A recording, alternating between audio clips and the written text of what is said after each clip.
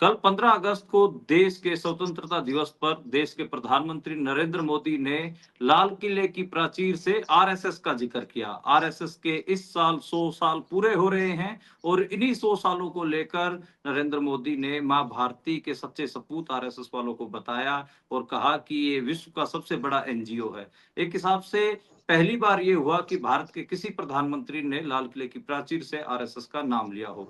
हमारे साथ इसके ऊपर बातचीत करने के लिए वरिष्ठ पत्रकार पंकज श्रीवास्तव मौजूद हैं। और पंकज श्रीवास्तव का एक परिचय ये भी है कि वो इतिहास के स्टूडेंट रहे हैं। पीएचडी उन्होंने यानी कि डॉक्टरेट की जो उपाधि है वो भी इतिहास में ही हासिल की है। सर नमस्कार। नमस्कार मनदीप।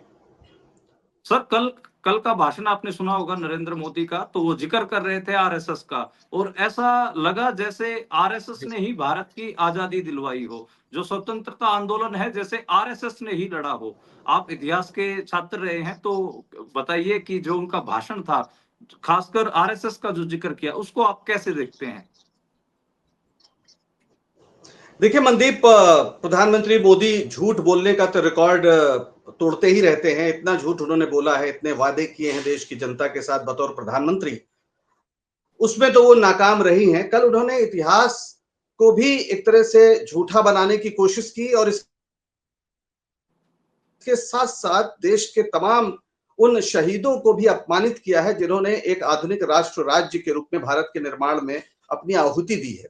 उन तमाम क्रांतिकारियों का, चाहे वो भगत सिंह की धारा रही हो, चाहे वो महात्मा गांधी के नेतृत्व में जो एक राष्ट्रीय आंदोलन शुरू हुआ जिसने इस पूरे देश को एक किया, उस पूरे आंदोलन को अपमानित किया है उस लाल किले से जहां कभी सुभाष चंद्र बोस चाहते थे कि झंडा फहराया जाएगा आजाद भारत का। क्योंकि सुभाष चंद्र बोस भी आरएसएस और इनकी विचारधारा के घोर विरोधी थे।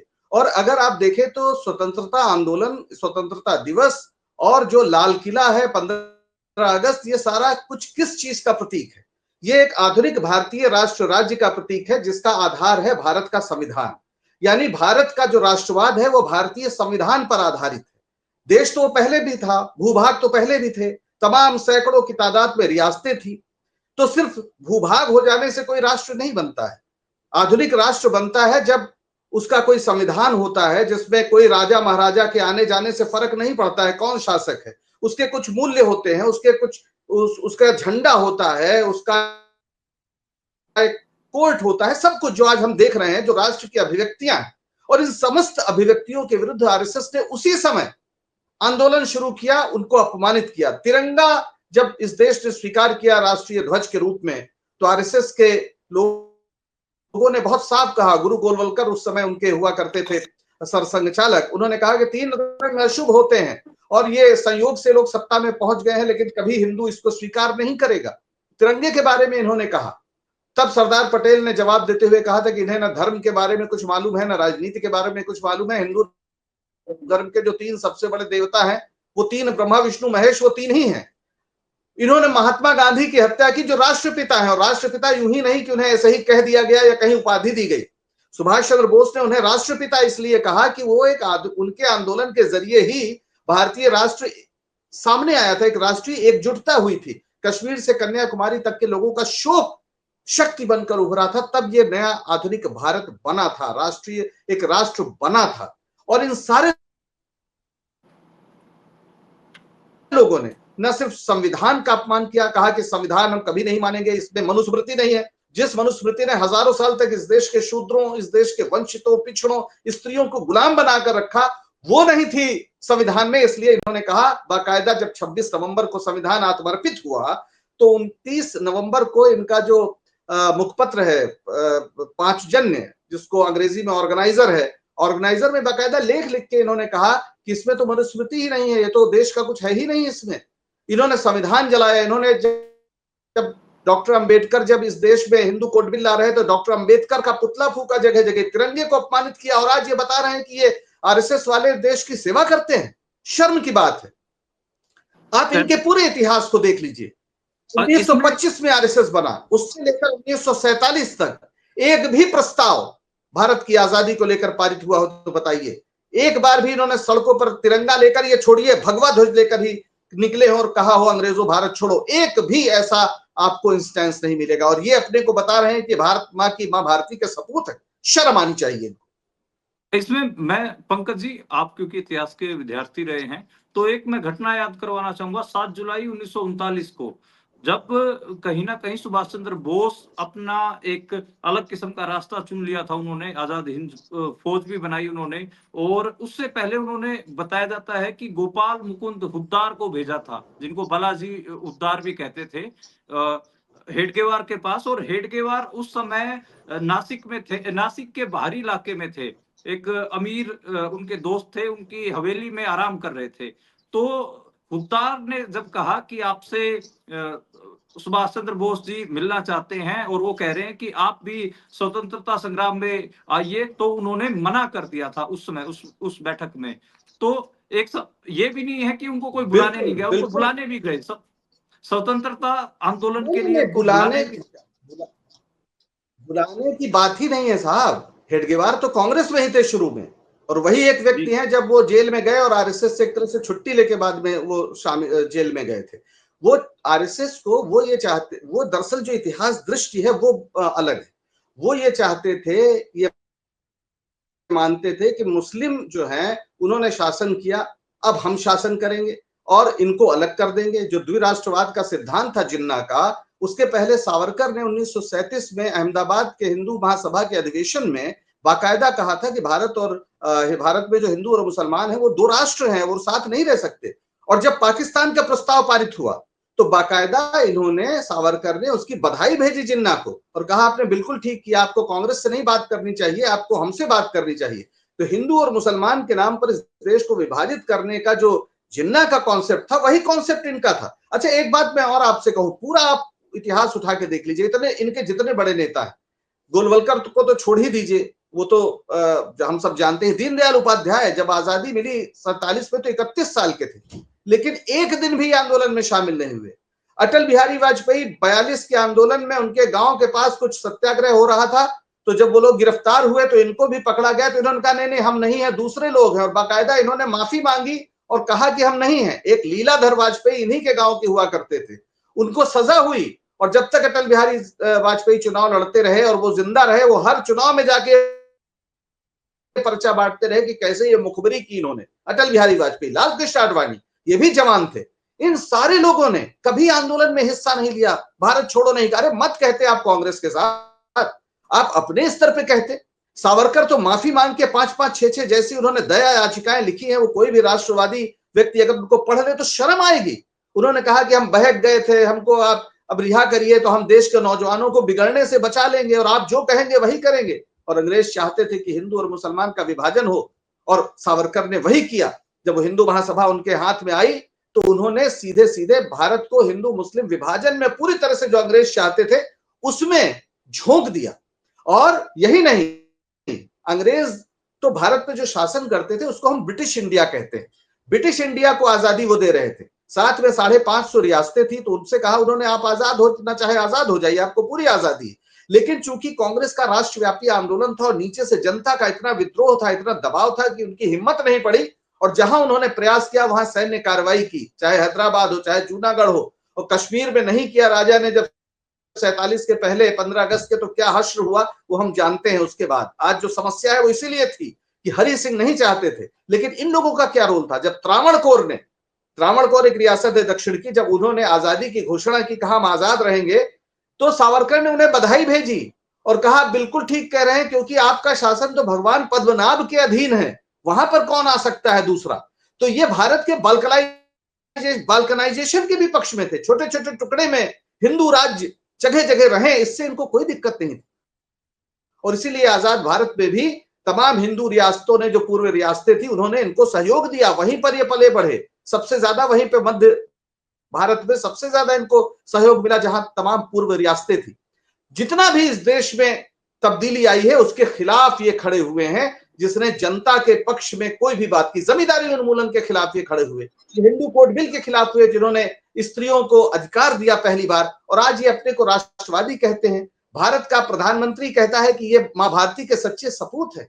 इन्होंने भारत को अपमानित करने का कोई मतलब ऐसा अवसर है छोड़ा नहीं। मैं एक चीज और आपको बता दूं इस क्रम में, भगत सिंह जब फांसी चढ़ रहे थे उनका आंदोलन बड़ा उस पर था, जेल में तमाम बातें कर रहे थे और वो घोषित कम्युनिस्ट थे, बोल्शेविक रेवोल्यूशन चाहते थे भारत में, लेनिन के प्रशंसक थे। तो इसका बड़ा प्रभाव पड़ रहा था, क्योंकि जब अदालत में कार्रवाइयों में बात होती थी तो अखबारों में छपता था, आज की तरह नहीं था।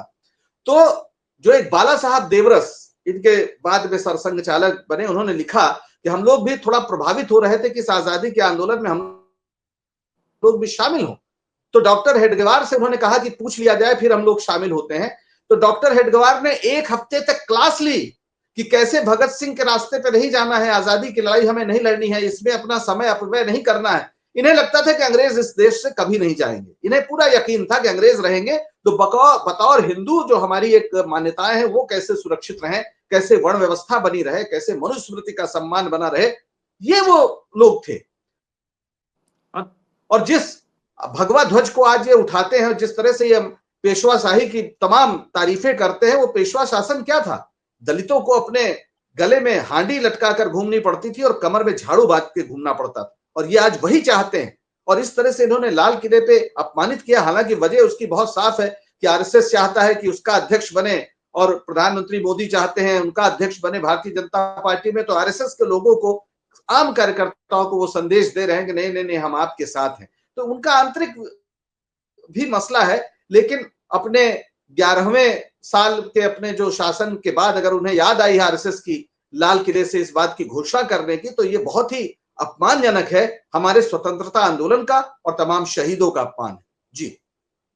अच्छा पंकज जी, जैसे आपने भगत सिंह का जिक्र भी किया, मैं बहुत आपको बताना चाहूंगा कि कई साल पहले मीडिया विजिल पे लेख भी इन्होंने छापा था और बताया था कि कैसे बाला साहब देवरस को डांटा गया। एक सप्ताह की क्लास लगाई हेडगेवार ने कि कैसे आप लोगों को जो क्रांतिकारी हैं उनके साथ नहीं जाना है, आपको स्वतंत्रता आंदोलन में भाग नहीं लेना है। ऐसे ही बात चल रही है। एक बात ये भी निकल के आती है कि उसी दौरान इनका फांसीवाद से भी प्रेम रहा और नाजी कनेक्शन भी रहा। बताया जाता है कि मुंजे ने इटली में यात्रा की थी, इटली की, और जो नाजीवादी थे उनसे भी मिले थे, और बिल्कुल इनका जो बिल्कुल, देखिए, फांसीवादी प्रेम, हिटलर नहीं प्रेम है, नहीं, वो भी साइड में।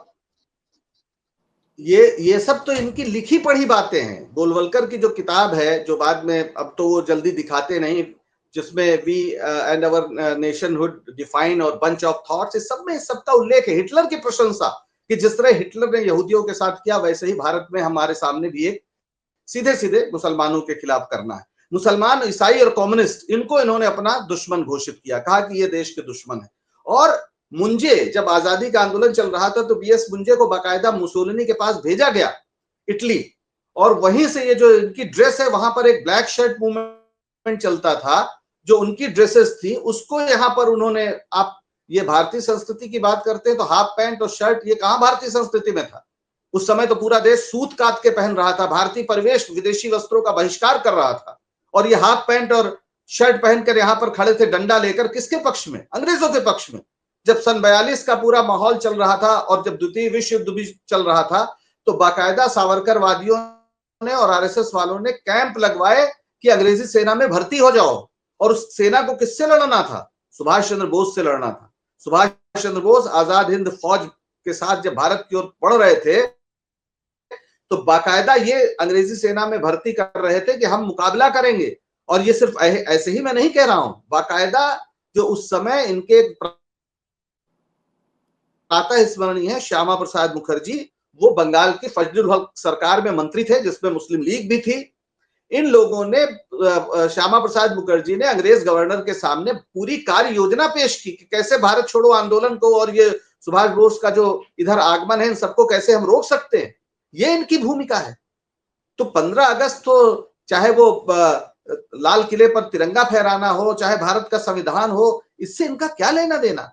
तिरंगा तो इनके यहाँ पर एक बार फहरा दिया गया कुछ नौजवानों ने, तो उनपे मुकदमा चला है, बाकायदा उसकी रिपोर्टिंग है, और उसका 2002 में फैसला आया है, उन लोगों को छोड़ा गया, इन्होंने जेल भिजवा दिया था। नागपुर के मुख्यालय में 2 नौजवानों ने जाके तिरंगा फहरा दिया था। 2002 तक इन्होंने कोई तिरंगा अपने किसी उस पर फहराया ही नहीं।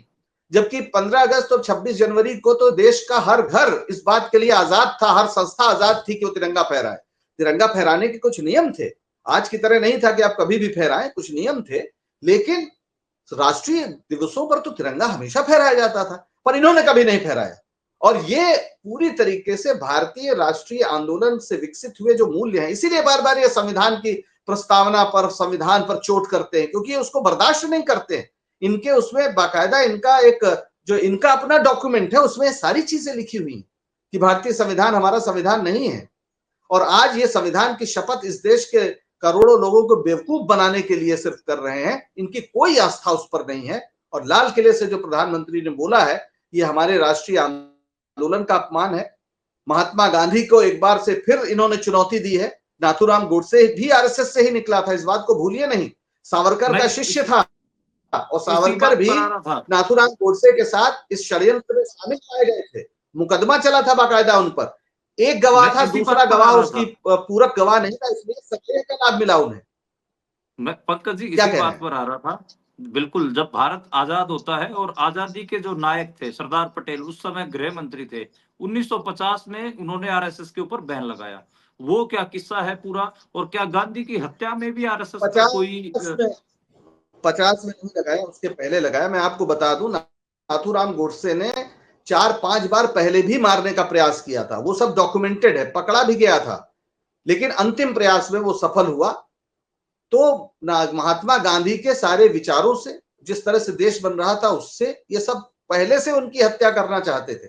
महात्मा गांधी ने गोलवलकर को बुलाया जब दंगे हो रहे थे विभाजन के समय, और कहा कि लोग कह रहे हैं कि आरएसएस के लोग शामिल हैं, आप जाके कहिए कि ये गलत है। गोलवलकर ने मना कर दिया, उन्होंने ऐसा नहीं किया।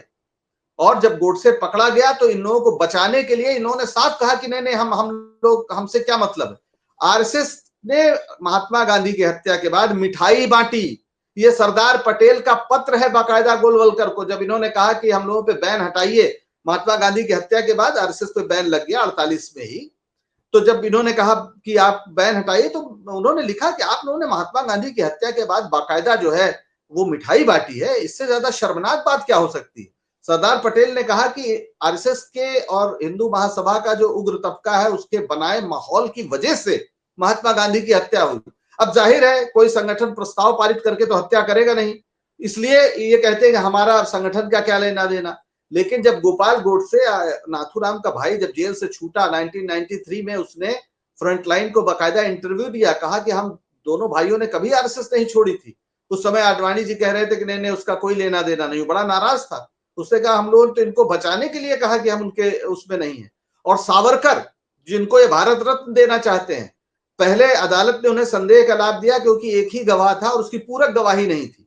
लेकिन जस्टिस जीवन, जब गोपाल गोडसे ने बाहर निकलकर इस तरह की बातें तमाम आई, तो बाकायदा जीवनलाल कपूर कमीशन यहां पर बना, और जीवनलाल कपूर कमीशन ने अपना निष्कर्ष दिया है कि इस बात पर कोई शक नहीं है कि सावरकर ही इसके मास्टरमाइंड थे। तो महात्मा गांधी का हत्यारा नाथूराम गोडसे आरएसएस की पैदावार, सावरकर जो उसके षड्यंत्र के सूत्रधार थे वो इनके पूज्य हैं। और ये किस माँ भारती के बच्चों की बात कर रहे हैं। आरएसएस इस देश में पिछले, आज हम चीन से पीछे क्यों हुए हैं। 1980 तक भारत और चीन की पर कैपिटा इनकम लगभग एक थी। हम इसलिए पीछे गए कि इन्होंने पिछले 40-45 साल इस देश को सांप्रदायिक विभाजन में, विज्ञान विरोधी माहौल में एकदम डाल दिया है। पहले इस देश में विज्ञान, जन विज्ञान जत्थे गांव-गांव जाते थे, लोगों का साइंटिफिक टेम्परामेंट बढ़ाने का काम करते थे। आज ये स्कूलों में ये भी नहीं चाहते हैं कि इवोल्यूशन थ्योरी पढ़ाई जाए। अरे जब समाज में साइंटिफिक टेम्परामेंट ही नहीं रहेगा तो आप टेक्नोलॉजी कहां से ले आओगे। हमने 40-45 साल इनके मंदिर मस्जिद की राजनीति में गंवा दिए हैं भारत ने, ये मां भारती का नुकसान हुआ है। आप सोचिए, पहले भी मुकदमा चल रहा था राम मंदिर का, अदालत से बाद में भी फैसला हुआ। कोई भी सभ्य समाज यही कहता है कि भाई अदालत से फैसला हो जाए, लेकिन उन्होंने पूरे देश को उस मुकदमे के नाम पर सांप्रदायिक आग में ऐसा झोंका कि हमारे पूर्व राष्ट्रपति के.आर. नारायणन साहब ने कहा था कि महात्मा गांधी की हत्या के बाद ये सबसे बड़ी घटना है जिसने भारत के मानस को विभाजित किया, जो 6 दिसंबर 1992 को बाबरी मस्जिद तोड़ी इन लोगों ने। तो इस देश को तोड़ रहे हैं। आरएसएस को इस देश से कोई लेना देना नहीं है। ये एक ब्राह्मणवादी, मनुवादी व्यवस्था और उसके नाम पर इस देश के विकास की राह पर एक बड़ा रोड़ा है। मेरा ख्याल है ये बहुत गंभीर समय है। भारत को फिर से आजादी की दूसरी लड़ाई वास्तविक अर्थों में लड़नी होगी। ये संपूर्ण क्रांति 77 वाला मामला नहीं है, ये इस देश के बुनियादी मूल्यों को बचाने का मामला है। समय कम जी। है मनदीप जी, तो मैं चाहूंगा कि अगर कोई छोटा सवाल आप और करना चाहें तो कर ले, फिर मुझे इजाजत। नहीं, नहीं सर, आपने पूरा प्रकाश डाला बिल्कुल।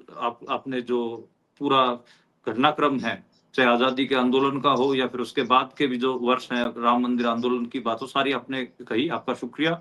तो आरएसएस के ऊपर किसी दिन हम डॉक्टर पंकज श्रीवास्तव से एक लंबा पॉडकास्ट भी आपके सामने पेश करेंगे, तकरीबन 1 डेढ़ घंटा आराम से। उस दिन हम करेंगे ये कि किताबें और डॉक्यूमेंट सब साथ लेके आएंगे डॉक्टर पंकज जी, और सबको सब दिखा दिखा के बात होगी अच्छे से। आज के लिए इतना ठीक ही। है। एक बहुत तत्काल एक टिप्पणी थी, कल भाषण हुआ है, तो आज हमने सोचा कि 15-20 मिनट डॉक्टर पंकज को सुन लिया जाए। शुक्रिया सर।